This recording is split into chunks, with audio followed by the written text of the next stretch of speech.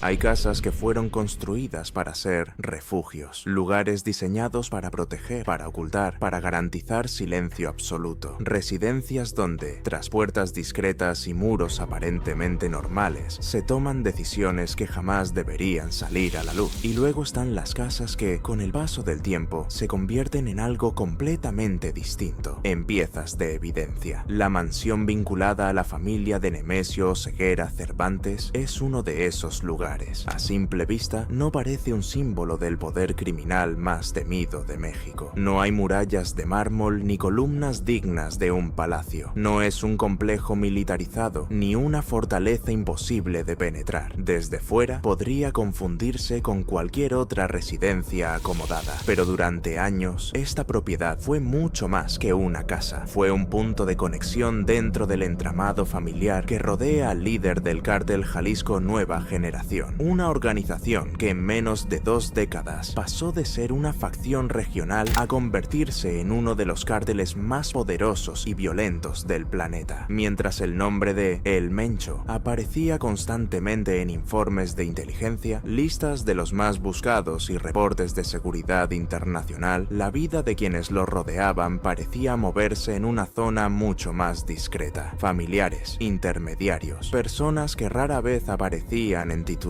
pero cuya cercanía al núcleo del cartel los convertía en piezas clave de un sistema que movía millones de dólares, controlaba rutas de narcotráfico internacionales y mantenía una red de protección capaz de extenderse a través de varios países. Y es precisamente ahí donde esta casa comienza a adquirir otro significado, porque esta propiedad no era simplemente una residencia familiar, era, según las investigaciones que comenzaron a revelarse con el paso de los años, una pieza más dentro del rompecabezas que rodea la estructura financiera y logística del cartel. Una estructura que durante mucho tiempo se sostuvo gracias a un equilibrio delicado, violencia extrema en las calles y discreción absoluta en la vida privada. Pero cuando ese equilibrio se rompe, las casas dejan de ser refugios, se convierten en archivos. Las habitaciones, los documentos, los registros financieros, incluso las paredes mismas, comienzan a contar una historia que durante años permaneció oculta. Y en el caso de esta mansión, esa historia apunta directamente al círculo familiar del hombre que encabeza una de las organizaciones criminales más temidas del hemisferio. Hoy, esta propiedad se ha transformado en algo muy distinto a lo que fue en su origen. Ya no es simplemente una residencia, es un símbolo, el reflejo físico de cómo el poder, el dinero del narcotráfico y los vínculos familiares pueden entrelazarse hasta construir imperios enteros y también dejar rastros imposibles de borrar. Porque la verdadera pregunta no es solo quién vivía en esta casa, la pregunta es mucho más inquietante. ¿Cómo terminó una residencia aparentemente normal conectada con el núcleo de una de las organizaciones criminales más poderosas del mundo? Para entenderlo, tenemos que ir mucho más atrás. Tenemos que explorar cómo nació el imperio del cártel Jalisco Nueva Generación y cómo la familia de Nemesio Oseguera Cervantes terminó convirtiéndose en parte esencial de esa maquinaria. Porque esta casa es solo el comienzo de una historia mucho más grande y mucho más oscura. Pero para entender por qué esa casa terminó vinculada a una de las organizaciones criminales más poderosas del mundo, primero hay que hablar del hombre que se encontraba en el centro de todo. Porque durante años, mientras el nombre de Nemesio Oseguera Cervantes se convertía en uno de los más temidos dentro y fuera de México, existía otra figura dentro de su círculo familiar que operaba mucho más lejos del foco público. Un hombre que rara vez aparecía en titulares, un hombre que no protagonizaba corridos ni encabezaba enfrentamientos armados, pero cuya posición dentro de la estructura del cártel Jalisco Nueva Generación era considerada fundamental por las autoridades. Ese hombre era su propio hermano, Antonio Oseguera Cervantes. A diferencia de otros miembros del cartel que construyeron su reputación a través de la violencia directa, su papel dentro de la organización estaba relacionado con algo mucho más silencioso, pero igual de importante: la logística, el dinero, las conexiones. Según investigaciones federales mexicanas y estadounidenses, el hermano del líder del CJNGE desempeñó desempeñó durante años funciones clave dentro del engranaje interno del cartel. No era simplemente un familiar cercano al capo, era un operador con responsabilidades específicas dentro de la estructura que sostenía a la organización. Las acusaciones señalan que su trabajo incluía la adquisición de armamento para el cartel, la coordinación de ciertos movimientos financieros y el mantenimiento de contactos que permitían que las operaciones del grupo continuaran funcionando, incluso cuando la presión de las autoridades aumentaba. Ese tipo de funciones rara vez se realizan en la primera línea. No requieren aparecer en videos ni dirigir grupos armados en el campo. Requieren algo distinto: discreción, organización y una red de confianza extremadamente cerrada. Por eso, durante mucho tiempo, su nombre permaneció relativamente lejos del escrutinio mediático que perseguía constantemente a su hermano, mientras las autoridades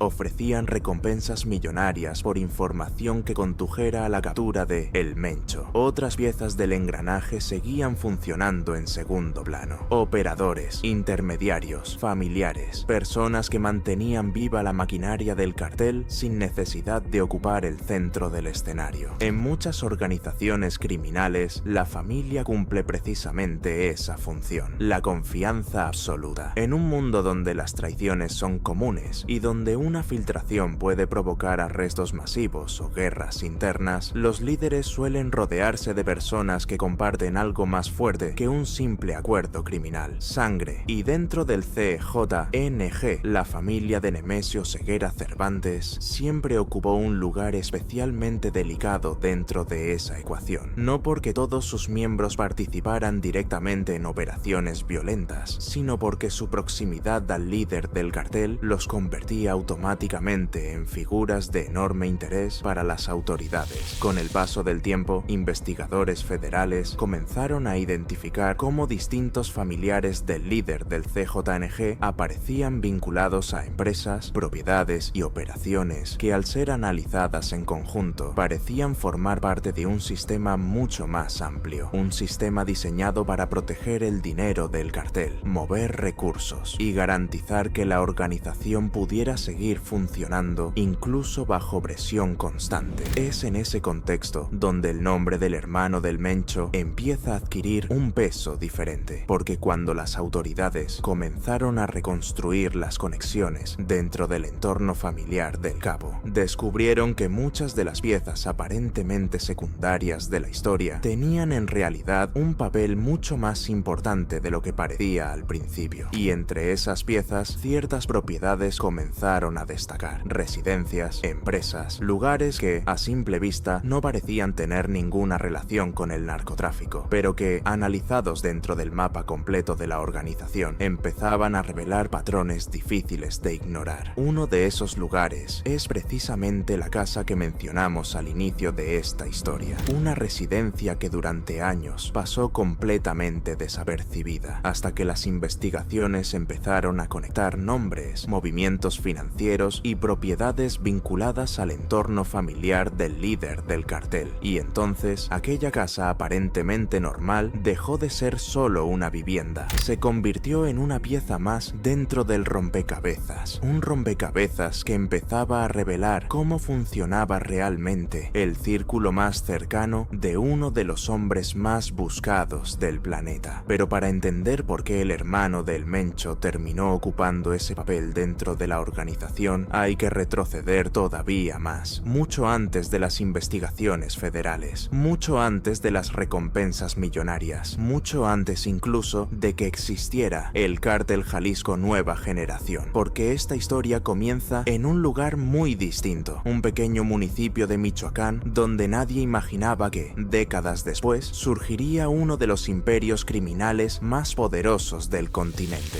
Desde el inicio, nada dentro de esa casa funcionaba al azar. Cada puerta, cada pasillo y cada habitación tenían una doble vida, lo que mostraban al público y lo que escondían a quienes sabían realmente cómo mirar. Los muebles, la decoración, incluso la distribución de las terrazas y los salones estaban pensados para proyectar poder, imponencia y seguridad, mientras al mismo tiempo funcionaban como barreras invisibles para el control y la vigilancia interna, porque el hombre que vivía ahí no era un simple familiar con acceso acceso al apellido de uno de los narcotraficantes más temidos del mundo. Era mucho más que eso. Era Antonio Oseguera Cervantes. No era un nombre que apareciera en los corridos populares, ni en las frases repetidas en los bares o entre camionetas con altavoces. Su figura permanecía invisible para el público general, y esa invisibilidad era parte de su fuerza. Pero para las agencias de inteligencia, para los fiscales federales que trabajaban día y noche desentrañando las piezas del CJNG, Antonio tenía un papel tan central como el de quien dirigía las operaciones más violentas. Su posición era estratégica, un engranaje que mantenía el funcionamiento de un mecanismo mucho más grande y complejo. Durante años, su figura fue una sombra en el organigrama del cartel, una sombra cuya existencia era conocida en pasillos cerrados y en informes clasificados, pero que rara vez llegaba a los titulares públicos. Mientras los reflectores caían sobre la violencia y las hazañas de su hermano Nemesio, Antonio operaba en la penumbra, construyendo la red logística y financiera que sostenía todo el entramado criminal. Según múltiples informes oficiales, Antonio, también conocido por el alias de Tony Montana, fue identificado como una de las piezas clave dentro del aparato logístico y financiero del cártel Jalisco Nueva Generación. Era la mente detrás de lo que permitía que la organización funcionara como un sistema casi impenetrable. Mientras su hermano encabezaba las operaciones más visibles y violentas, Antonio se movía en un terreno diferente. No estaba en las calles enfrentándose a rivales, no lideraba balaceras ni celebraba golpes mediáticos. Su guerra era silenciosa y sus victorias eran invisibles. Su papel, según describieron autoridades mexicanas y estadounidenses, no era de confrontación directa ni de ostentación violenta. Era el cerebro oculto detrás de la infraestructura del cartel, capaz de coordinar operaciones complejas que conectaban producción, transporte, distribución y lavado de dinero. Hablamos de logística, de rutas que cruzaban estados, municipios y fronteras internacionales, todas calculadas con precisión para minimizar riesgos,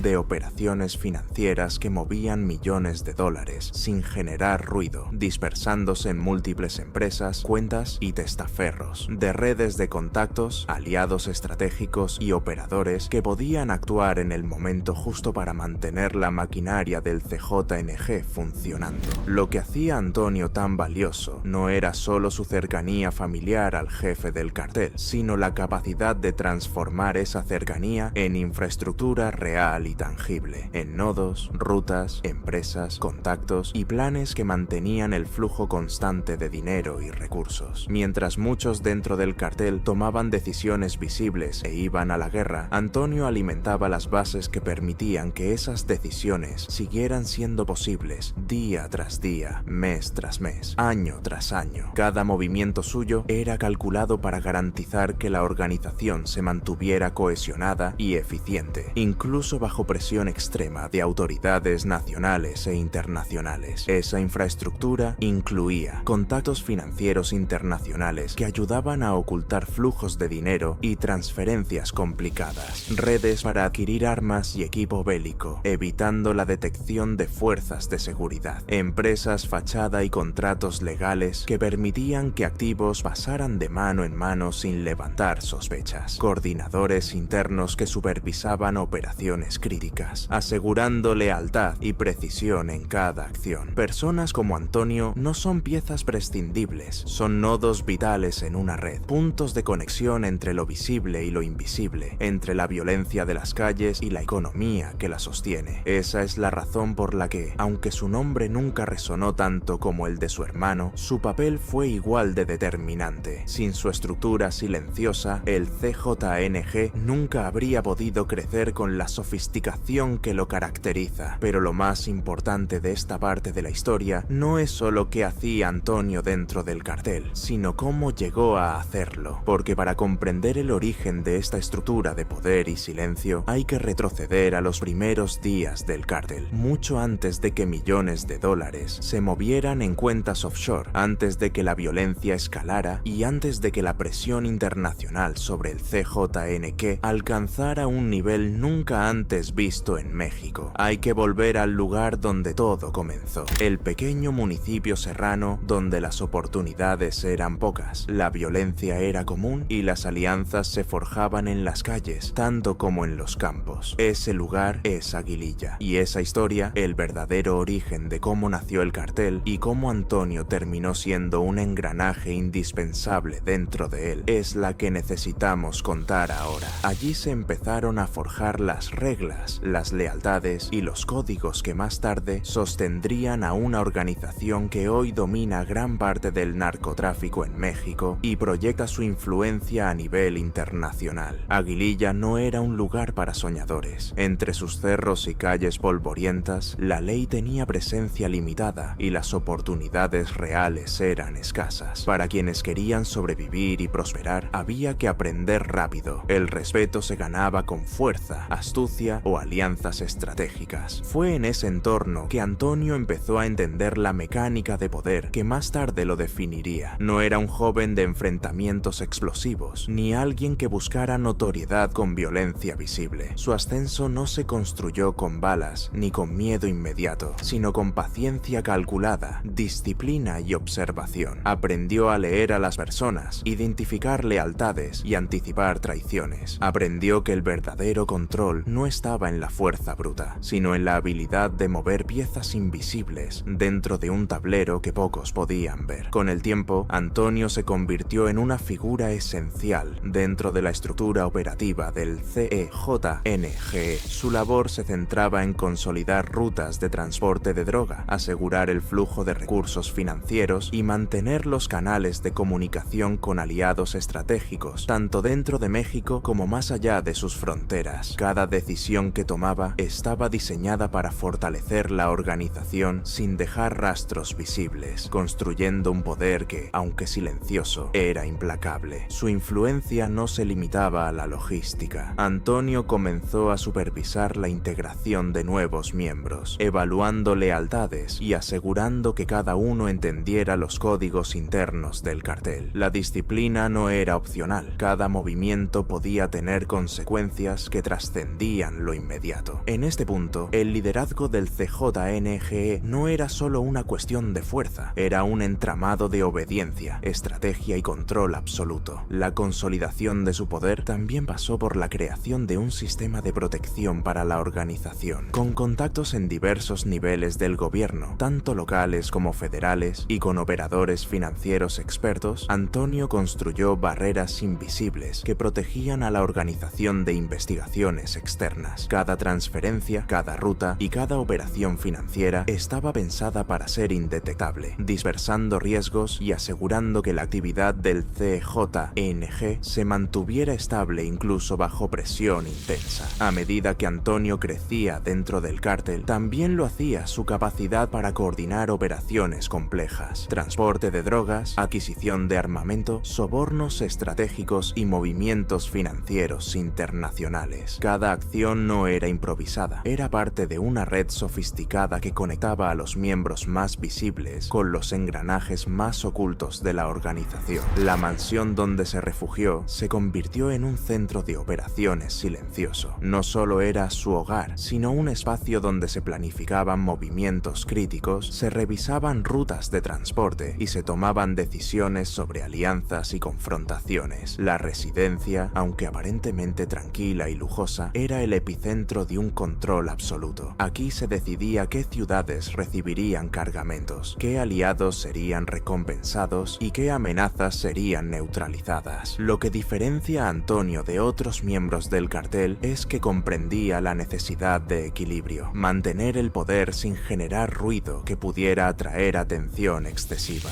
Mientras su hermano Nemesio lideraba con notoriedad y fuerza, Antonio operaba en la sombra, asegurándose de que la estructura de soporte funcionara de manera impecable, fortaleciendo al CJNG desde su base más silenciosa pero estratégica. Y así, lo que comenzó como un aprendizaje en las calles de Aguililla se transformó en un dominio silencioso pero sólido. Antonio se convirtió en un pilar del cartel, un engranaje que permitía que la maquinaria operara sin fricciones y con precisión casi militar. Cada contacto que cultivaba, cada operación que supervisaba y cada decisión que tomaba reforzaba la red de poder que mantenía al CJNG a salvo de fracturas internas y amenazas amenazas externas. Su historia, hasta este punto, revela un patrón claro. El verdadero poder dentro de una organización criminal de esta magnitud no siempre reside en quien dispara primero, sino en quien asegura que todo funcione, que los flujos de dinero y armas nunca se detengan y que la lealtad se mantenga intacta incluso cuando las circunstancias parecen imposibles. Y es aquí donde la historia empieza a dibujar con claridad la dualidad de Antonio, un hombre invisible para el público, pero indispensable para la supervivencia y expansión de uno de los carteles más poderosos de México. Su camino desde Aguililla hasta convertirse en el brazo operativo y financiero del CJNG es la base de todo lo que vendrá y el hilo conductor que permitirá entender la estructura de poder detrás del nombre de un cartel que ha marcado la historia reciente del narcotráfico. La casa del hermano del Mencho no solo era una residencia en un fraccionamiento discreto de Guadalajara. Con el paso del tiempo, esa casa se convirtió en el punto de partida de decisiones que reverberarían mucho más allá de México, hasta tocar continentes enteros. El Cártel Jalisco, Nueva Generación, el grupo criminal al que estaba vinculado Antonio, no fue una organización local que se expandió por casualidad. Fue un imperio que construyó una red de poder transnacional, multifacética y extremadamente lucrativa. Desde sus inicios en 2010, tras separarse del Cártel de Sinaloa, el CJNG se consolidó como una de las organizaciones criminales más violentas y con mayor alcance global. Con presencia en gran parte de México y conexiones en múltiples continentes, el cartel logró construir un modelo que iba más allá del simple tráfico de drogas. Combinaba operaciones de narcotráfico con actividades como robo de combustible, extorsión, minería ilegal y lavado de dinero sofisticado. Lo que hace al CJNG especialmente peligroso es que su modelo de ingresos no se basa en una sola fuente, sino en varias que, juntas, generan cifras colosales. En estimaciones independientes, los ingresos anuales derivados del tráfico de drogas sintéticas como metanfetamina, fentanilo y cocaína podrían oscilar entre los 10 y 30 mil millones de dólares, tan solo en ese rubro. A esto se suman otros sectores ilícitos como el robo de combustible y el contrabando, que aportan cientos de millones adicionales, elevando el total estimado arriba de los 30 mil millones de dólares por año. Ese capital no solo se movía en efectivo, sino a través de complejas estructuras económicas pensadas para disfrazar su origen. Empresas fachada, inversiones inmobiliarias, criptomonedas y negocios aparentemente legítimos se integraban en redes que convertían al dinero sucio en activos aparentemente legales. Esto no era improvisación, era una arquitectura financiera diseñada para que el cartel pudiera seguir operando, incluso cuando autoridades de varios países lo perseguían. Y en el centro de esa red financiera silenciosa estaba alguien como Antonio, capaz de coordinar no solo rutas, armas y logística, sino también conexiones con operadores de alto nivel que facilitaban la entrada de dinero a circuitos globales. No era un hombre de discursos ni de ostentación pública, pero su trabajo facilitó operaciones logísticas que impulsaron al cartel hacia un nivel de sofisticación pocas veces visto entre organizaciones criminales. El alcance del CJNG llegó a tal magnitud que en Europa se detectó y desmanteló una oficina operativa del cartel en España, coordinada con la participación de mafias europeas como la Camorra napolitana. En una de las operaciones más relevantes de los últimos años, fuerzas combinadas arrestaron a 20 integrantes de esta red, que introducían cientos de kilogramos de cocaína y anfetamina camuflados dentro de maquinaria industrial pesada. En esa instrucción criminal transcontinental se incautaron 1.870 kilos de cocaína, 375 kilos de metanfetamina, 275.000 euros en efectivo, criptomonedas, armas y vehículos utilizados como parte del esquema de distribución y lavado de dinero. Ese tipo de operativos demuestran que el CJNG no dependía únicamente de rutas tradicionales, sino que empleaba métodos complejos de ocultamiento de droga y dinero, conectando Sudamérica, Europa y México en redes que solo pueden operar con altos niveles de coordinación, contactos y recursos. Pero la expansión no se limitó al narcotráfico directo. Investigaciones estadounidenses han documentado documentado que redes vinculadas a CJNG también participaron en el robo y transporte de combustible robado hacia Estados Unidos, un esquema que genera cientos de millones de dólares anualmente para la organización criminal. Este tipo de operaciones, conocidas como huachicol, demuestran cómo el cartel diversificó sus fuentes de ingreso para asegurar que su flujo de dinero no dependiera solamente del tráfico de drogas, sino de múltiples actividades ilícitas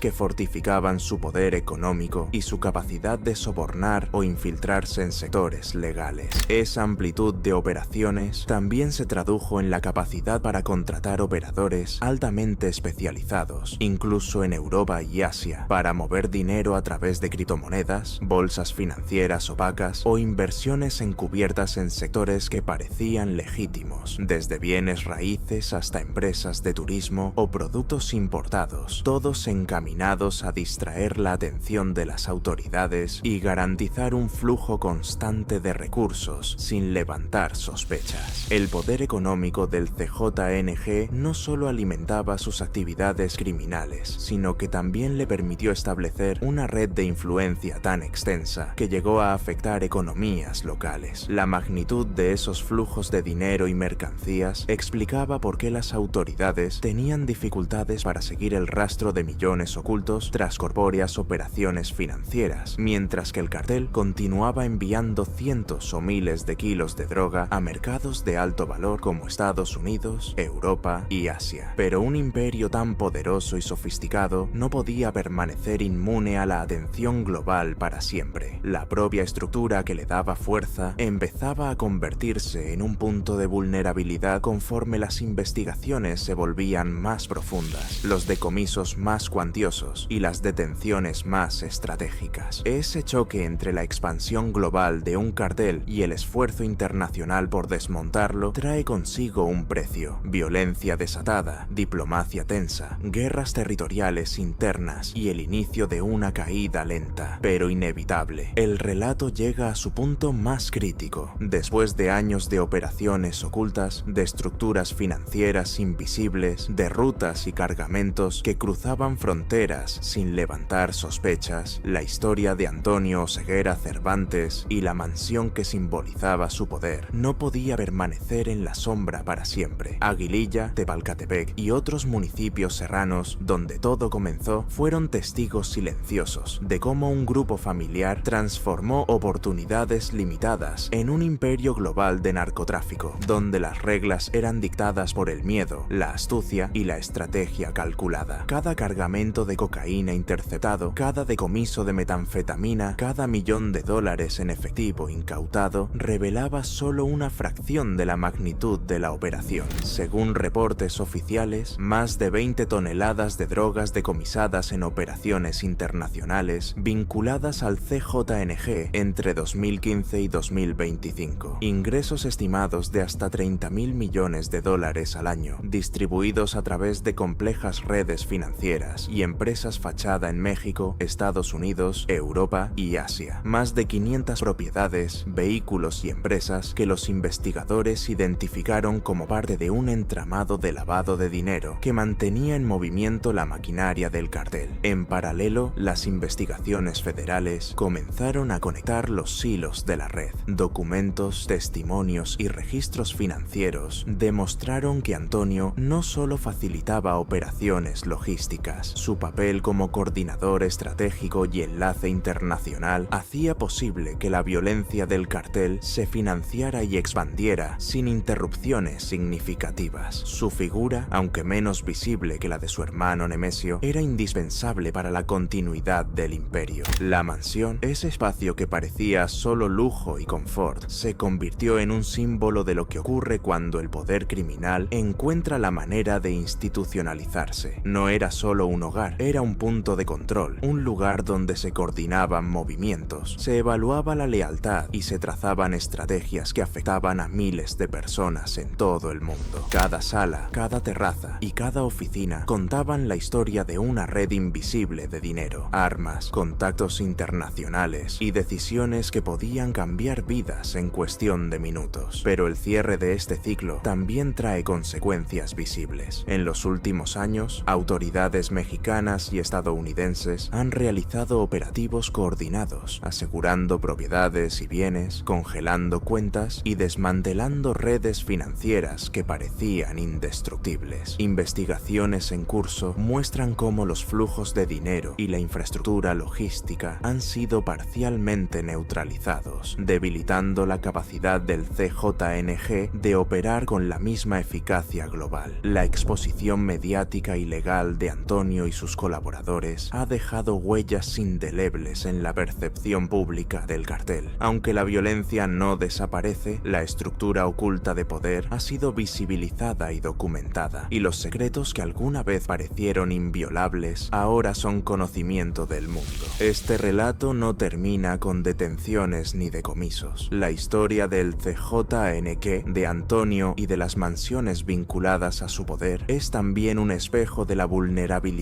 de las estructuras criminales. Por sofisticadas que sean, siempre dejan rastros, siempre muestran grietas. Cada cifra, cada documento, cada testimonio filtrado es un recordatorio de que incluso los sistemas más clandestinos pueden ser expuestos, analizados y comprendidos. Hoy, mientras las autoridades continúan su trabajo y mientras comunidades enteras lidian con las consecuencias de décadas de violencia, la figura de Antonio Oseguera Cervantes permanece como un símbolo de la complejidad del crimen organizado moderno. Un hombre invisible para muchos, pero central para la maquinaria global que operaba desde las sombras. Y es aquí, en este punto, donde comprendemos que la historia no solo trata de dinero, poder o drogas, trata de estructura, estrategia y consecuencias humanas. La mansión ya no es un refugio ni un epicentro de secreto, es una metáfora tangible de lo que sucede cuando el poder se construye sobre la violencia y el miedo, y cuando quienes creen ser intocables dejan un legado que el mundo no puede ignorar. Esta ha sido la historia de la mansión de Antonio Oseguera Cervantes, un espacio donde el lujo y la opulencia sirvieron como fachada para un imperio de poder, estrategia y silencio, y donde las paredes guardan para siempre los ecos de un mundo que operaba lejos de la vista de todos hasta ahora.